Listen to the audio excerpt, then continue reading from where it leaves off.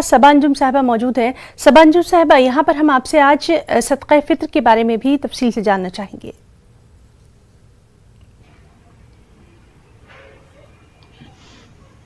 जी, सदका फ़ित्र जो है वो ईद का फ़ितरा होता है और इसीलिए जो है हम ईद उल फ़ित्र इसे बोलते हैं।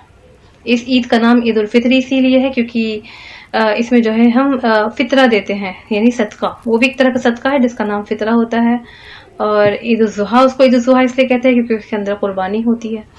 तो ईद उल फ़ित्र पे जो है, जो सदका देने का है, तो ये हमें ईद की नमाज से पहले पहले देना होता है और घर में जितने अफराद मौजूद होते हैं उन सबको देना होता है। और ये किस पर फर्ज होगा, अच्छा ये भी चीज है किस पे फर्ज होगा। देखो, जिन पे ज़कात फर्ज होती है उन पे तो होता ही होता है, लेकिन ये उन पर भी फर्ज हो जाता है जिनके पास, जिनको लगता है कि हाँ ये मैं दे सकता हूँ, यानी कि अपने पास अपनी जरूरियात के अलावा से सामान मौजूद हो तो वो उसको भी देना चाहिए। जरूरी नहीं है कि जिनके ऊपर ज़कात फर्ज हो सिर्फ वो ही दे सकते हैं, उन पर तो है ही, उनके अलावा से भी लोग दे सकते हैं।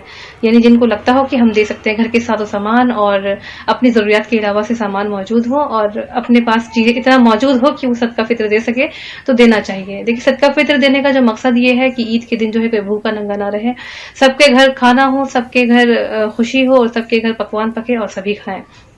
ईद का दिन जो है वो खुशी का दिन होता है, इसका मकसद ये है। और एक मकसद तो ये है, दूसरा मकसद ये है कि रमजान में जो कोताही हो गई और जो लफ्जिशें हो गई हैं, तो अल्लाह तबारक तआला जो है इसे हमसे दूर कर दे और उसको जो है पूरा कर दे। ठीक उसी तरह जिस तरह से हम नमाजों में नफले पढ़ते हैं 2 रकात लास्ट में, इसीलिए पढ़ते हैं कि हमारी फर्ज नमाजों में जो कोताहियां रह गई हों वो पूरी हो जाए उनसे, उसी तरह से जो है ये सदका फ़ित्रा भी दिया जाता है।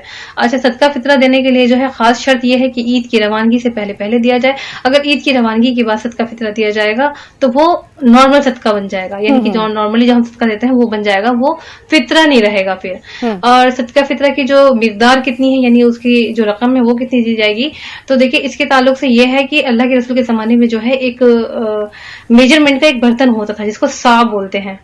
तो बिल्कुल जैसे हम लीटर की कैपेसिटी के नापने के लिए बर्तन रखते हैं, बिल्कुल उस तरह का बर्तन हुआ करता था और उसके अंदर जो है 4 मुद होते थे। जैसे 1 किलो में 4 पाव होते हैं, वैसे ही उसमें 4 मुद होते थे। तो ये वो बर्तन था मेजरमेंट कि एक फर्द की तरफ से कितना जो है वो फ़ित्रा दिया जाएगा। तो उसका हिसाब आजकल उलमाओं ने लगाया है, तो वो तकरीबन 2 किलो 730 ग्राम के अकॉर्डिंग पहुंचता है कि, और इसके राउंड फिगर करें तो ये 3 किलो के हिसाब से हम मान के फ़ित्रा दे सकते हैं। फ़ित्रे के अंदर जो है फिर क्या क्या दे सकते हैं, जौ दे सकते हैं, अनाज जो भी होता है वो दे सकते हैं, और गेहूं दे सकते हैं। अच्छा, बहुत सारे लोगों का ये मानना है कि गेहूं आधा देंगे, मतलब जौ का आधा देंगे, तो वो गलत है। बिल्कुल जौ को भी पूरा ही दिया जाएगा और गेहूं को भी पूरा दिया जाएगा। किशमिश दे सकते हैं, खजूर दे सकते हैं, तो ये अपनी हैसियत के हिसाब से, पनीर दे सकते हैं, मुनक्का भी दे सकते हैं, तो जिसकी जैसी हैसियत है उसके हिसाब से वो उतना अच्छा फ़ित्रा दे सकता है। जी, सबा अंजुम साहिबा, आपसे बातचीत जो है हमारी जारी रहेगी। चलिए बात करने की कोशिश